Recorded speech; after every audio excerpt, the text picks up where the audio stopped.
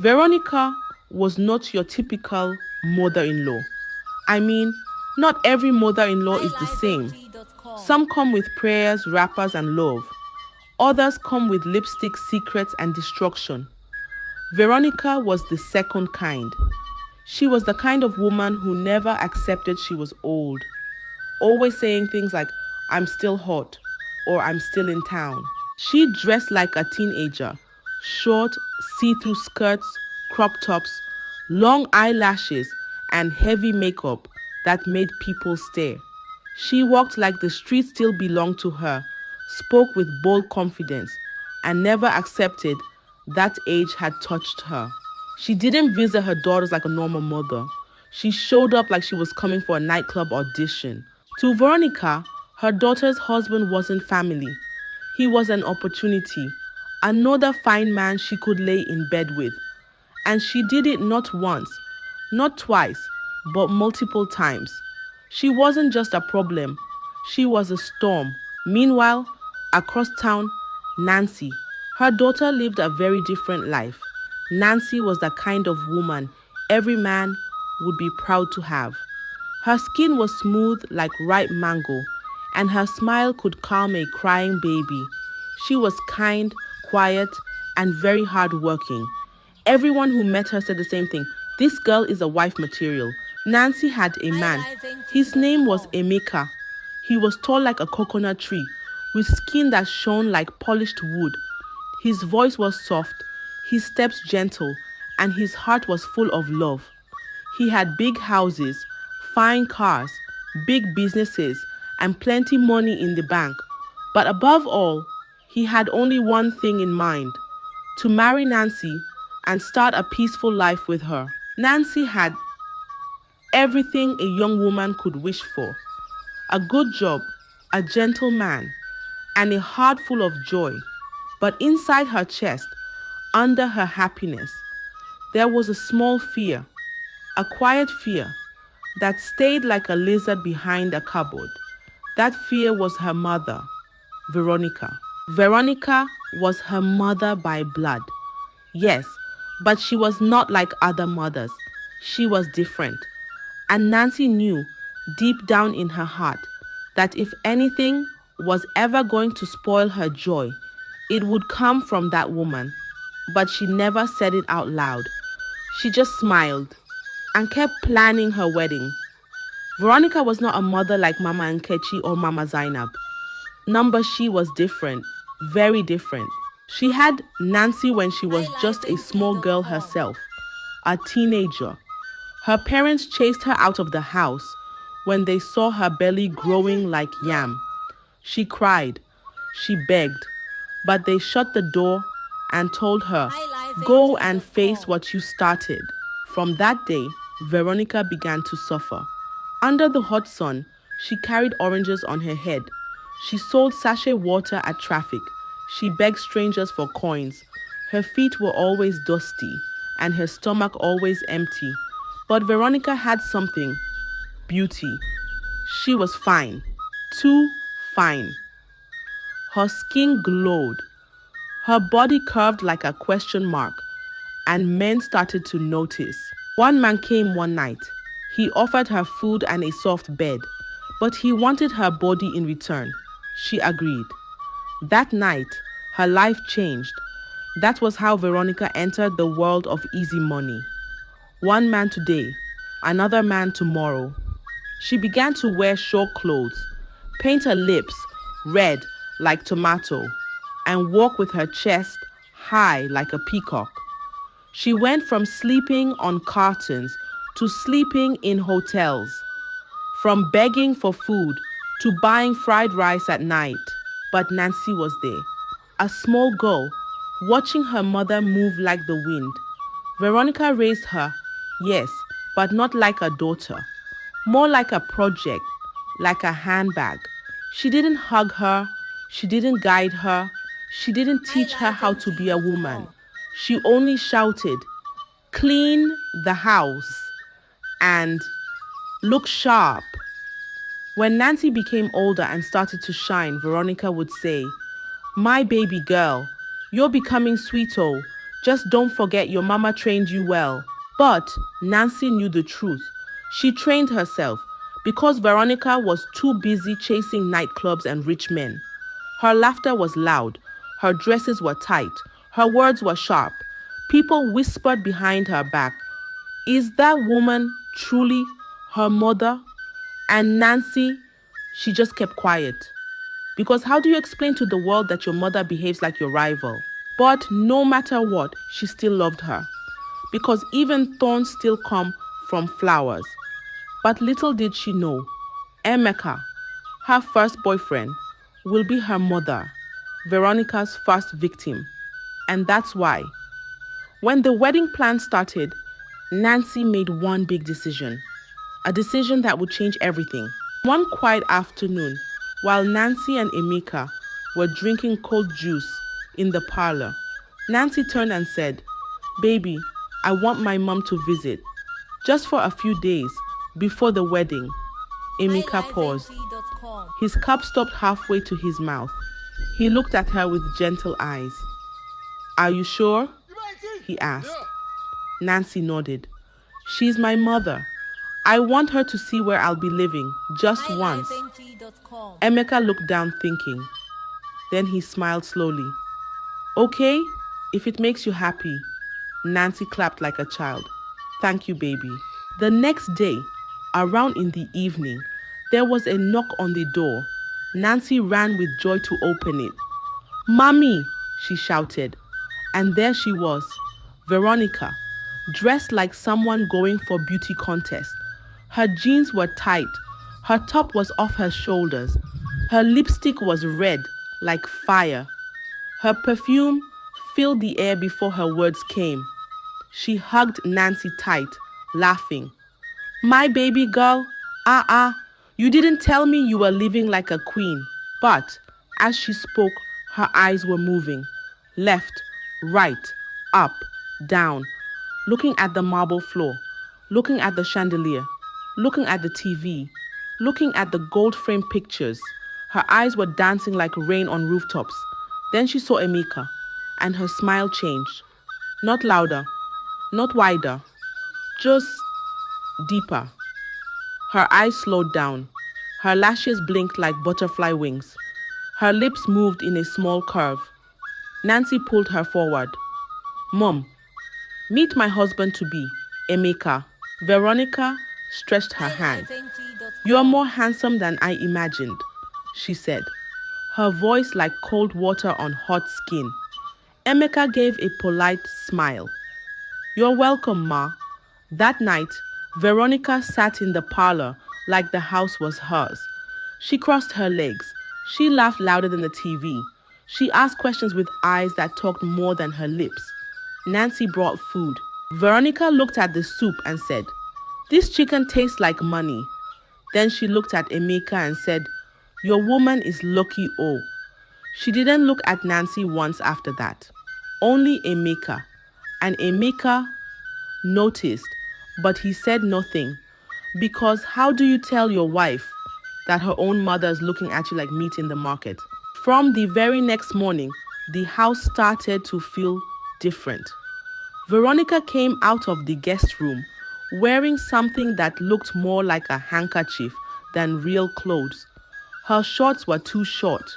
Her top was so thin, it was almost see-through. She walked around the house like she was on a fashion runway.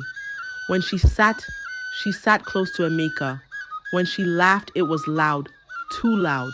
When she bent down to pick something, she didn't kneel like a mother. She bent from the waist, slowly, as if she wanted someone to look. And Emeka saw everything. One evening, as he sat quietly on the couch, Veronica came to sit beside him. Too close. Their arms touched. Emeka shifted a bit. Veronica moved closer again. She laughed and said, "You like sitting on this side of the couch, don't you?" Emeka gave a small, tight smile. "Yes, Ma." She placed her hand gently on his arm. "You have strong muscles. Do you go to the gym?" Emeka gently moved his arm away and stood up. "Let me go check something in the kitchen," he said. Veronica giggled. No problem. I'll wait. Another time, during lunch, Veronica sat across from him at the dining table. But under the table, her legs stretched out and rubbed against Emeka's leg. He quickly pulled back, shocked. Veronica acted like nothing happened. She just sipped her drink and smiled. Emeka's heart was racing. He was uncomfortable, very uncomfortable, but he didn't say a word. He didn't want to hurt Nancy. He didn't want to break her heart, so he kept quiet. He buried the truth deep inside, like a bitter pill. But every day, Veronica got bolder, and Emeka grew more silent. Because when a lion hides behind a woman's smile, danger is never far away. Then one night, it was a dark evening. Rain was falling like angry drums on the rooftop. Thunder was shouting. Wind was dancing with the curtains. Emeka sat alone in the parlor, watching TV, when his phone rang. It was Nancy. "Baby," she said, her voice soft and tired. "The rain here is too much. Everywhere is flooded. I don't think I can make it home tonight." Emeka sighed. "You sure?" "Yes. I'll just sleep at the office.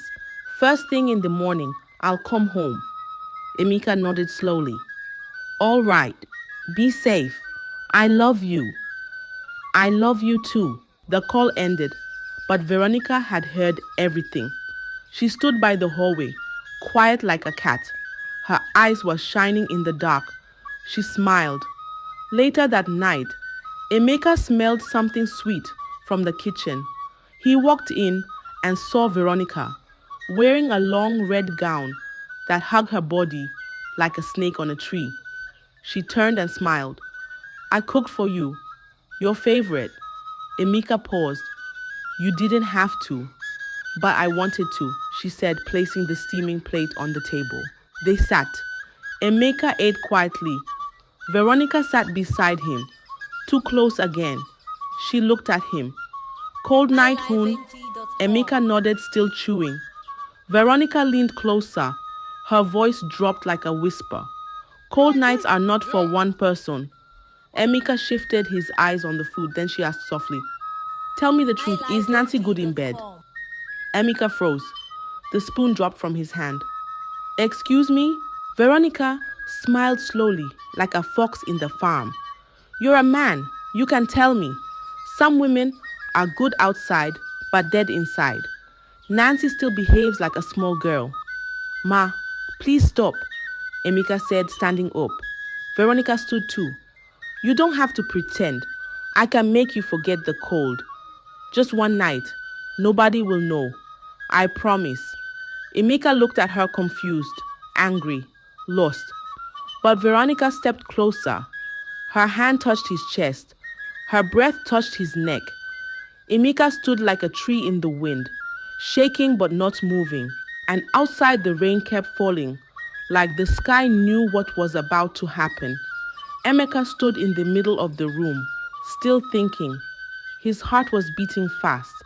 Veronica was standing close, too close. Her gown slipped off one shoulder. Her eyes were soft, her smile sweet, but behind it, danger was hiding. She whispered again, "Just one night. Nobody will know. I won't tell, I swear." Emeka looked away. His chest was rising and falling like troubled sea, but his feet didn't move. His thoughts didn't run. His mouth didn't speak. And slowly, he gave in. They entered the room. The bed that was made for him and Nancy became the place for something else. Veronica laughed softly. She touched him like he was hers. And Emeka, with shame in his bones, let it happen. Outside, the rain was still falling. But far away, Nancy was in a taxi. She had found a ride back home. She wanted to surprise Emeka. Even though her clothes were wet, her heart was warm. She smiled to herself. He will be so happy to see me. She reached the house, opened the door gently, and walked in. Everywhere was quiet, too quiet. She walked to the bedroom. She didn't knock. She turned the handle and pushed. and what she saw froze her like ice. Her mother, her own mother, lying in bed with Emeka, together, naked, her mouth opened, her eyes stretched, her heart broke like calabash hitting the ground. Veronica screamed first. She pulled the bedsheet and shouted, "Nancy, I don't know what happened. I was sleeping. He came to me. I didn't know." Emeka sat up quickly, his chest rising and falling. "Nancy, please, let me explain." But Nancy was already shaking. Her hands trembled. Her lips opened, but no words came. Tears filled her eyes, and her voice cracked like dry wood.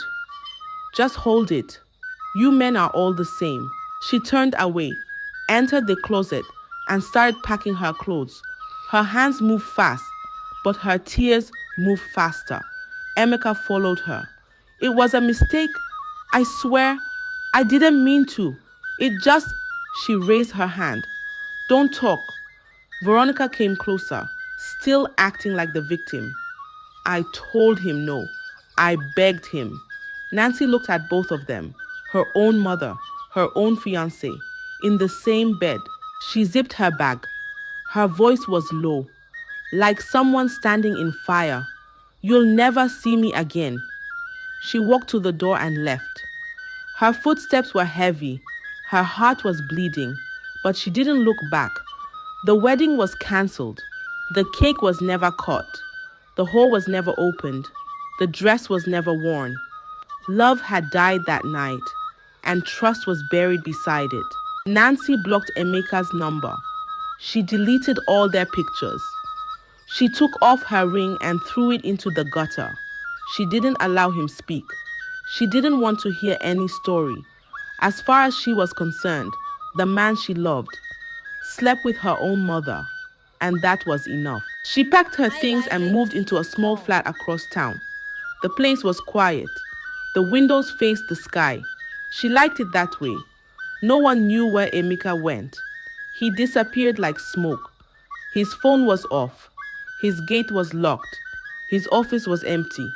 No calls, no messages, no goodbye. He was gone. Nancy cried sometimes at night, but not loud, just soft tears on her pillow. The kind of tears that burn the chest but don't make noise. She stood up every morning, went to work, came back home, ate small food, slept, and did the same thing again. One quiet evening, Nancy was sitting alone in a small restaurant.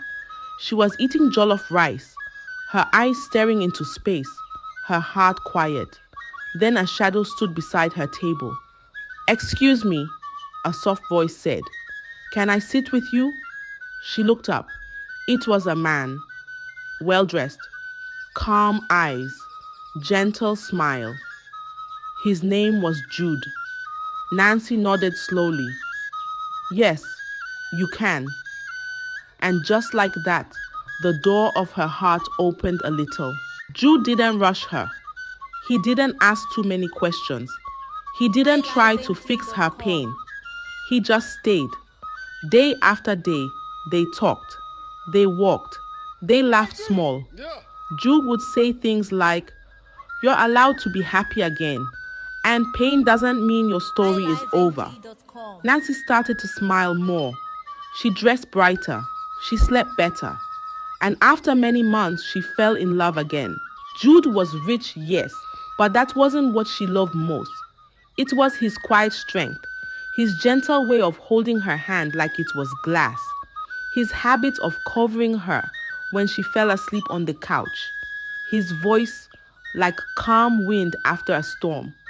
One Saturday morning, under a big tree, Jude knelt down. "Will you marry me?"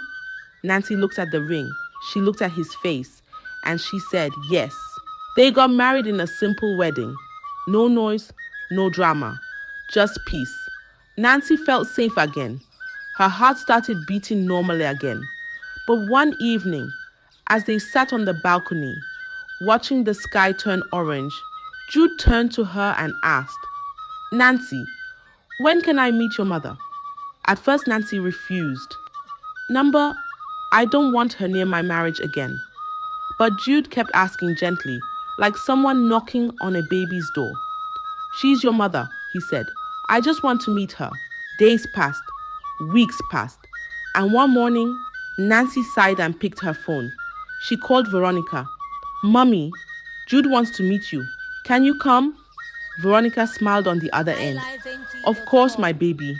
Anything for you." She came the next day.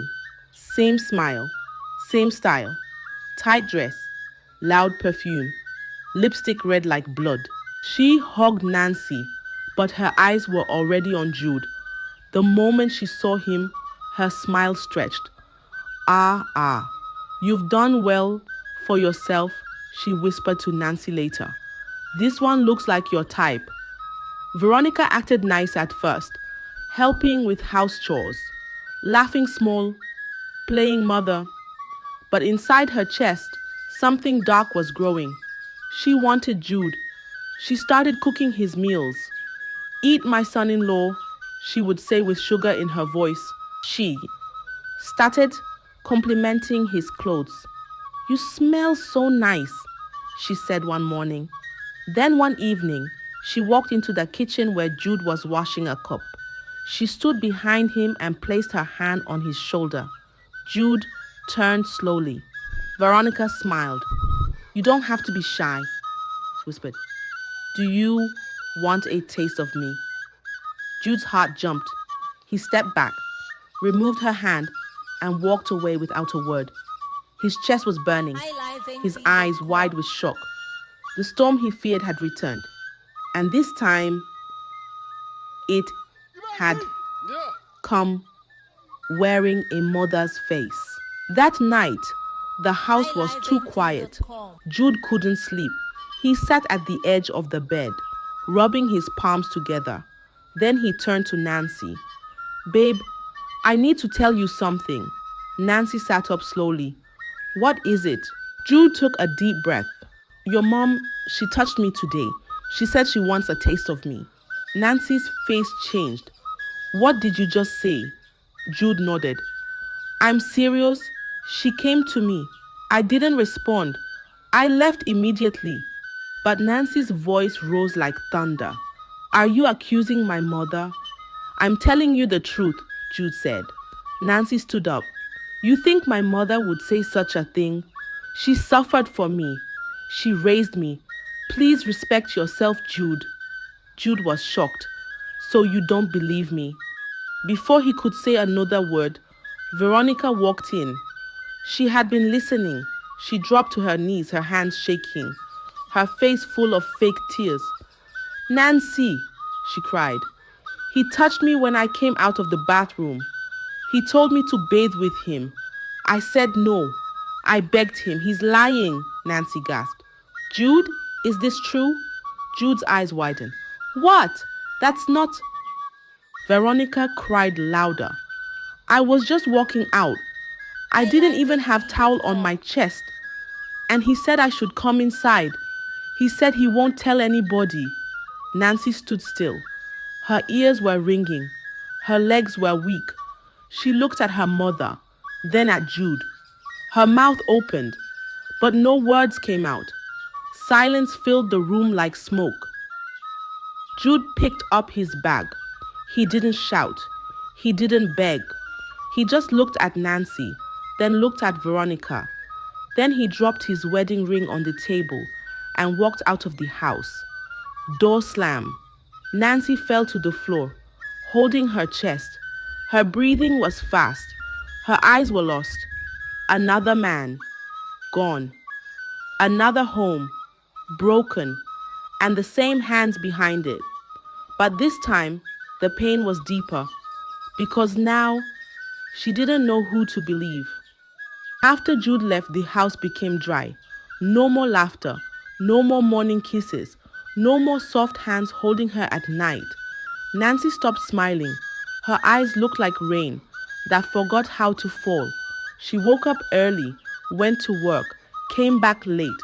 No calls, no visitors, just silence. Veronica stayed a little longer. She cooked, she cleaned, she said sweet things. "My baby, you'll be fine," she would whisper. Nancy nodded, but her eyes didn't blink. Her heart was not there.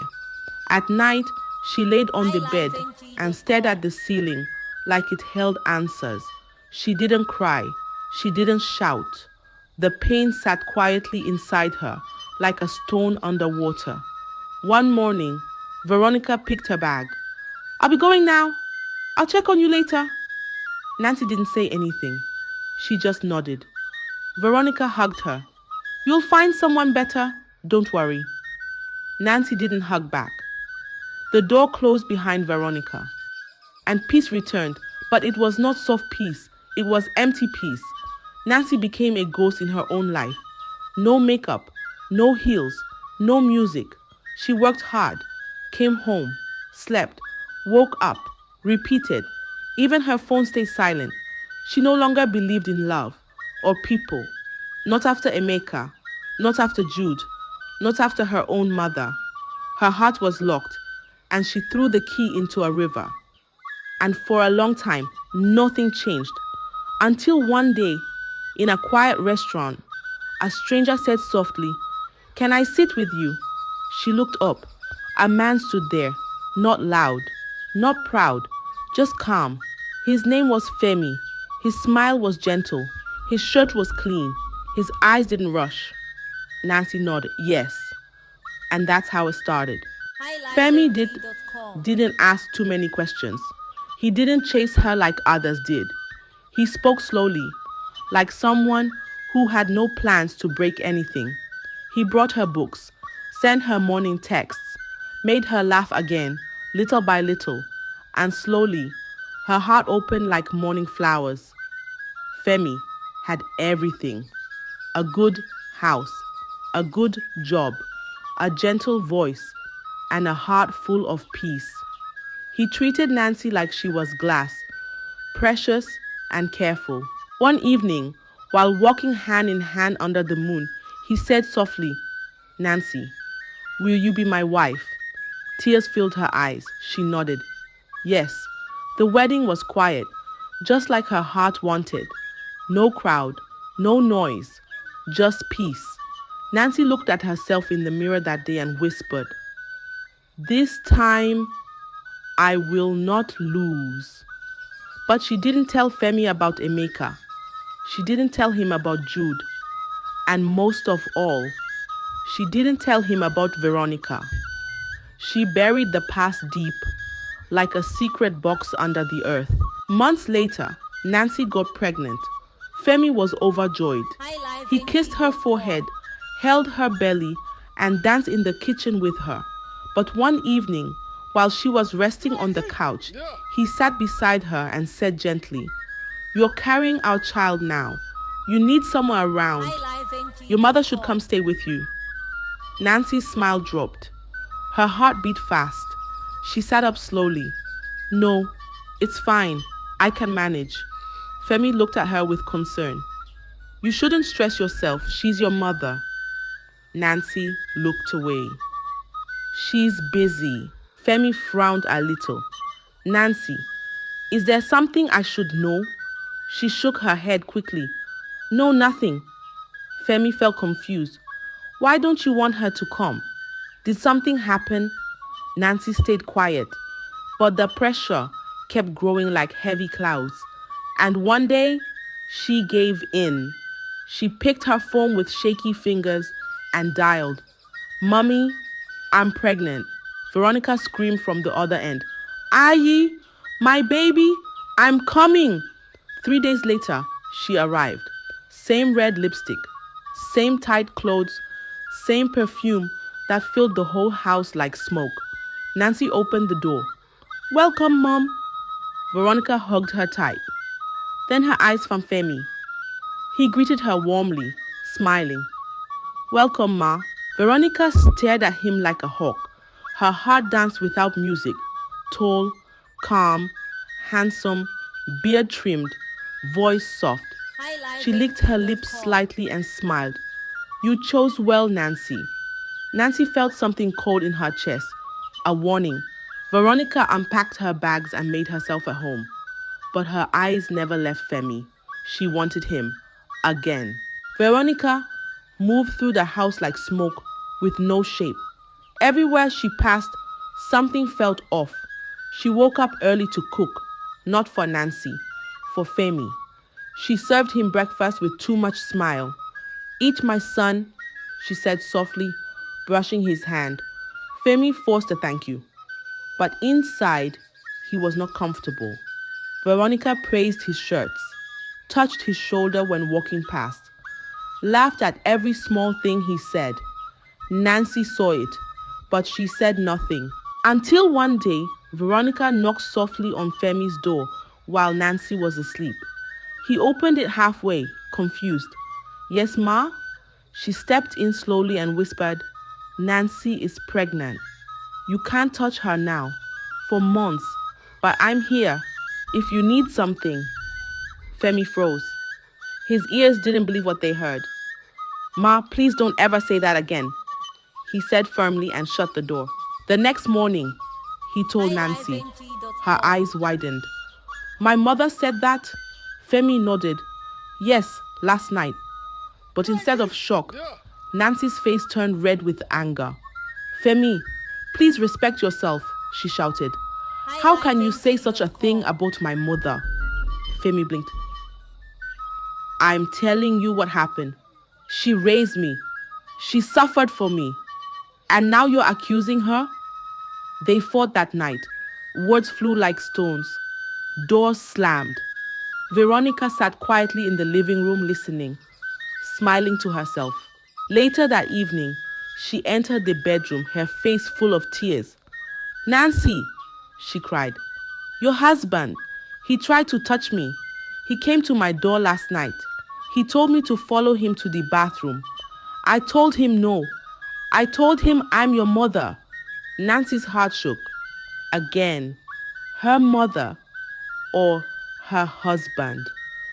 Two voices, one truth, but she didn't know which one to believe, and the walls of her heart began to crack once more.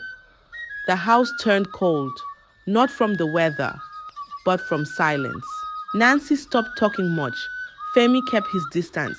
Veronica moved like nothing happened. Femi avoided her.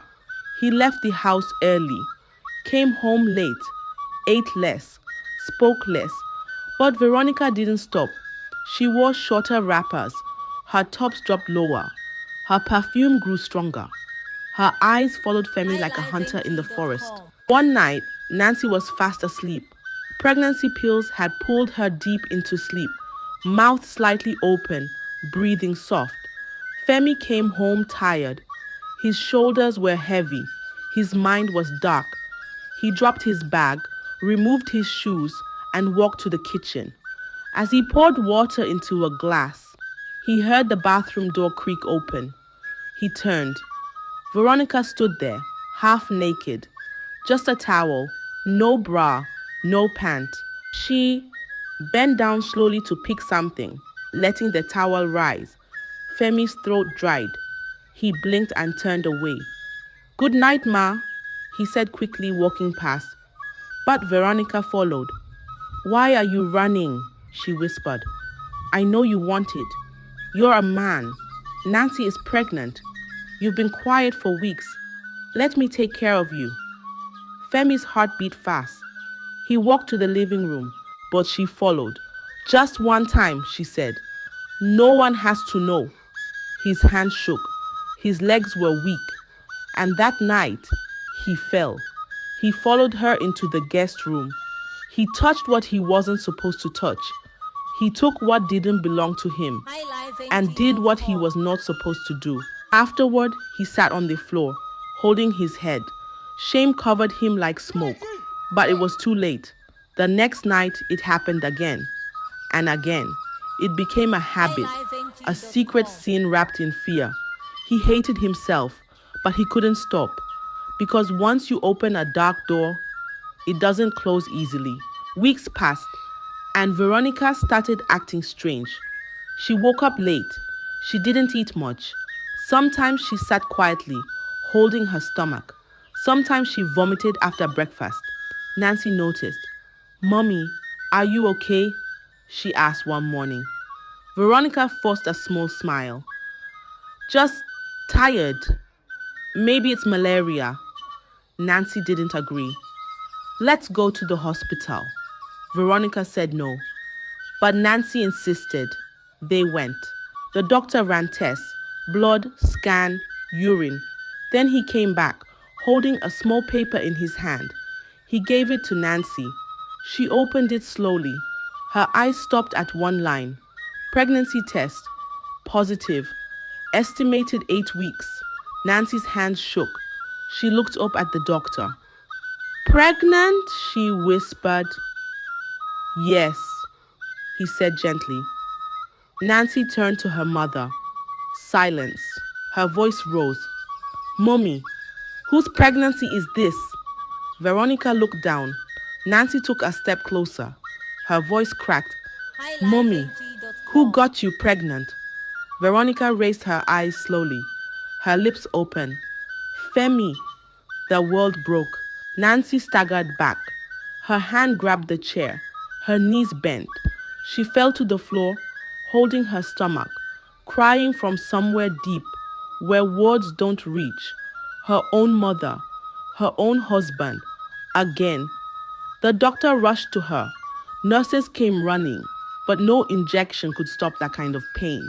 No drip could calm that kind of storm. Nancy didn't scream. She didn't shout. She just cried quietly, like a child left in the rain. And Veronica sat beside her, saying nothing. Because what can you say when shame is louder than truth? The next morning, Femi woke up. The house was too quiet. He checked the kitchen empty, checked the bedroom empty, checked the closet empty. Nancy was gone. No note, no message, no goodbye, just silence. He searched everywhere, called her friends, called her office. Nothing. She had vanished, and she took her unborn child with her. Veronica stayed behind, her belly growing, her eyes losing shine. The house was cold. No laughter, no love, no peace. She gave birth 2 months early, a baby girl. But the child was sick, tiny, pale, breathing slow, crying weakly. The doctor said, she has a rare blood condition. She needs special care. Veronica had no money. She posted online, please help me save my daughter. But instead of help, people insulted her. Homebreaker, shameless mother, God is punishing you. No one came. No hand reached out. And 3 months later, the baby died. Veronica sat on the floor of her small apartment, holding the baby's clothes, rocking back and forth, whispering songs to a ghost. Her eyes were empty. Her heart was gone. She went mad. People said they saw her talking to walls, sleeping outside, holding a doll like it was a real child. One rainy evening, a hospital sent a message. Veronica was dead. Stroke. She died on a metal bed. No visitor, no family, no picture on the wall. Just one paper beside her that said, Nancy, forgive me. Nancy saw the message. She didn't cry. She just sat in her small new home, holding her baby boy. His name was Zion. She kissed his head and whispered, it ends with her. No more pain, no more lies, no more chains. The curse was broken. I hope you enjoyed the tale. If so, please like the video, share it with your family and friends, comment on it, and don't forget to subscribe to the channel and turn on the notification bell for more enchanting tales like this one. Goodbye.